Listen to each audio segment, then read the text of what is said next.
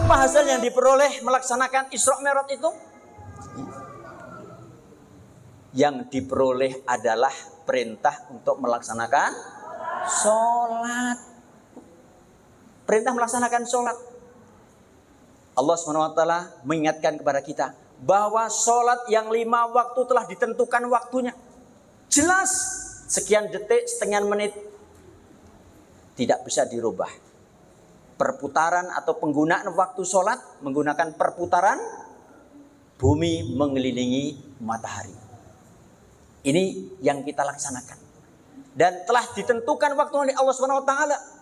Dalam surat An-Nisa 103. Innas sholata kanat 'alal mu'minina kitaban mauquta.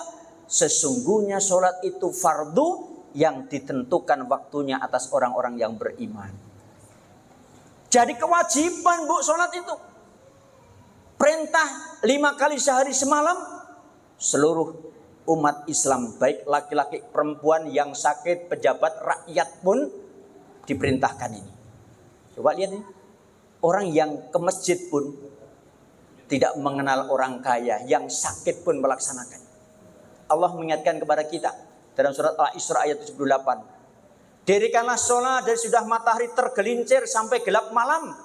Dan dirikanlah pula sholat subuh. Sesungguhnya sholat subuh itu disaksikan oleh para malaikat. Ini perintah melaksanakan sholat. Artinya apa ini?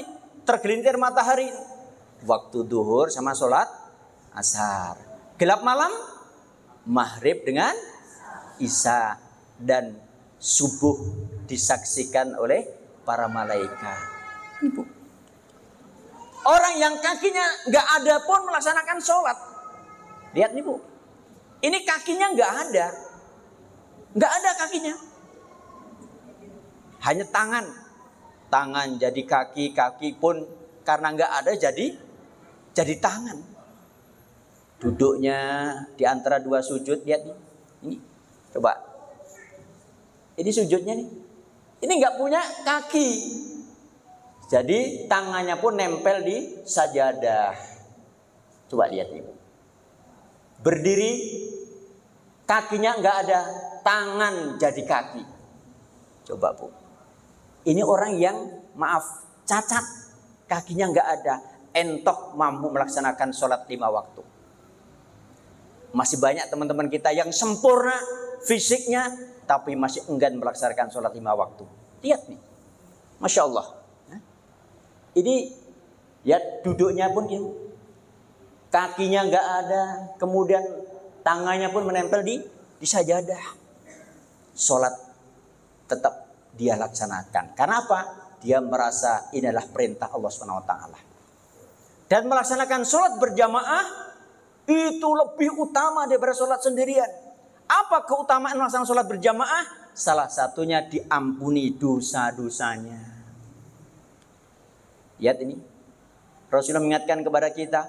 Barang siapa yang berwudu dan menyempurnakan wudunya. Kemudian berangkat ke suatu tempat melaksanakan sholat bersama imam. Artinya sholat berjamaah. Maka akan diampuni oleh Allah dosa-dosanya. Ini seorang kakek tua 65 tahun. Al-Siri namanya. Ini nggak bisa jalan, tapi merangkak ke masjid. Dia tahu persis bahwa seberat-berat orang munafik adalah melaksanakan sholat isya dan sholat subuh berjamaah. Seandainya mereka tahu manfaatnya, pahalanya sholat isya dan sholat subuh, maka mereka berangkat dengan merangkak pun siap. Ini, merangkak. Kalau orang Jawa berangkang, orang Sunda ngarunda, ngarunda.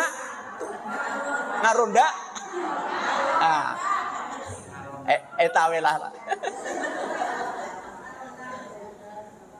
Coba lihat dulu. Ini sudah sepuh berangkat ke masjid, berangkat ke masjid. Kenapa? Dia tahu persis bahwa sholat berjamaah subuh dan isya itu nilai pahalanya besar sekali. Dia berangkat.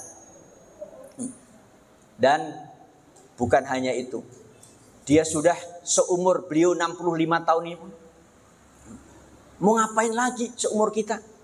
Ada di atas 30, 40, masih belum melaksanakan sholat. Ayo dari sekarang kita laksanakan sholat. Ini, Asiri ini, Bapak Asiri ini, berangkat ke masjid dengan merangkak. Masya Allah. Ini sebagai peringatan kepada kita. Sebagai toladan buat kita semuanya. Kalau ada orang yang sehat, sempurna, belum melaksanakan sholat, ayo laksanakan sholat. Sampai kapan keimanan kita pertahankan? Sampai akhir hayat kita. Al-Imran 102 Allah berfirman, Ya ayyuhalladzina amanu taqullaha haqqa tuqatihi wa la tamutunna illa wa antum muslimun. Hai orang-orang yang beriman, bertakwalah kamu kepada Allah dengan sebenar-benar takwa. Dan jangan sekali-kali kamu mati kecuali dalam beragama Islam, beriman. Ini dorongan moral buat kita semuanya. Ternyata iman kita pertahankan sampai akhir hayat kita. Ada satu contoh, saudara sekalian. Kebetulan saya beberapa waktu yang lalu pulang ke Jogja. Ada seorang yang sudah sepuh 88 tahun. Ini Pak Mukhtar namanya. Ini setiap waktu sholat beliau datang, Bu. Maghrib, Isya, sholat, subuhnya pun berangkat ke masjid. Masya Allah, hebat sekali Bapak ini. Saya mengenal beliau dari waktu saya masih kecil. Memang rajin ke masjid. Umur 88 tahun pun masih getol melaksanakan sholat ke masjid. Selesai melaksanakan sholat duhur, beliau pun melaksanakan sholat sunnah. Apa yang dilakukan? Apa selesai sholat terus pulang? Enggak, tidak.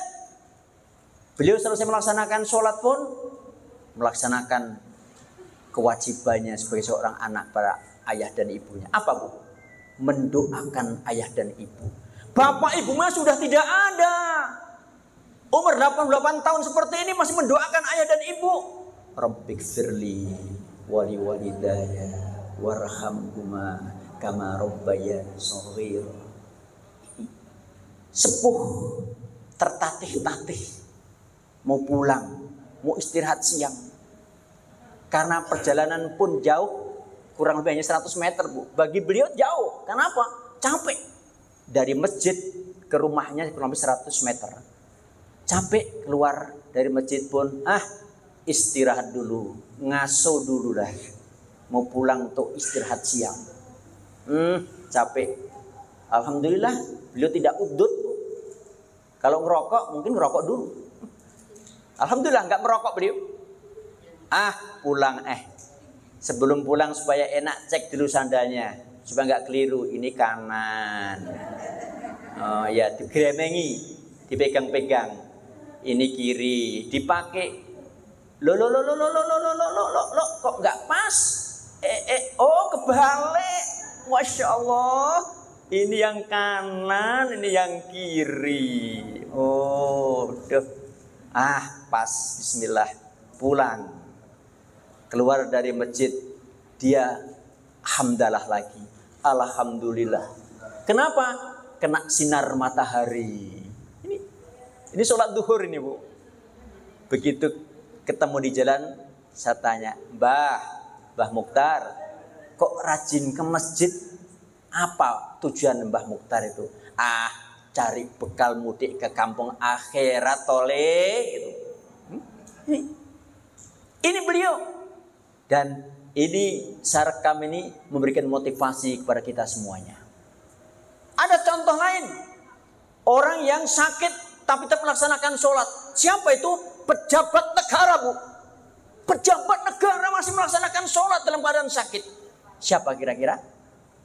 Jenderal Sudirman. Ini Pak Dirman ini.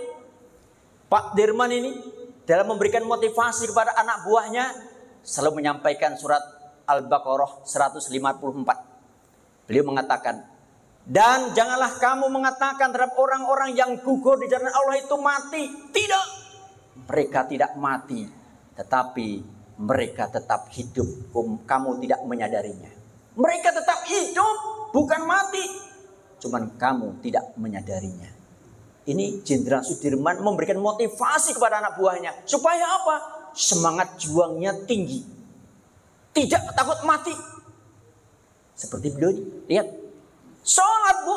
Dalam keadaan sakit tetap sholat. Ketika agresi Belanda kedua, 19 Desember 48, lapangan terbang Maguwo di Yogyakarta dibom oleh tentara Belanda.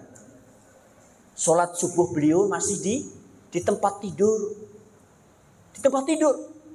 Mendengar bom meledak, keluar dari rumahnya menghadap Presiden Soekarno. Mau ngapain? Bergerilya. Bergerilya beliau. Dan 7 bulan dikejar tentara Belanda, keluar masuk kampung, keluar masuk hutan, nggak pernah ketangkap tentara Belanda. Kenapa? Resepnya satu, tidak pernah meninggalkan sholat 5 waktu. Seorang jenderal sakit pun sholat. Nah sekarang pangtaroskan kayak Bu, sekarang pun raka yang masih aktif ini. Mas, sudah sholat subuh belum? Tanyakan Bu. Kalau masih ada seorang suami baru meriang, baru hareeng, nggak tetap melaksanakan sholat. Jangankan sakit, masih sehat pun masih banyak teman kita yang enggan melaksanakan sholat. Sok taraskan bungke sama suaminya, Mas, ayo sholat. Ah enggak lah, era jeng Jenderal Sudirman gitu punya. Lah ini panglima lu. Panglima besar Jenderal Sudirman saja sakit melaksanakan sholat sambil berbaring. Apalagi kita yang nggak ada apa-apanya ini. Ini sebagai contoh saja Jenderal Sudirman. Pantes beliau jadikan Bapak TNI ini. Karena itu Bu sekalian, Bapak Ibu sekalian, sholat kita laksanakan. Oleh Rasulullah ketika Isra Mi'raj ini harus kita laksanakan.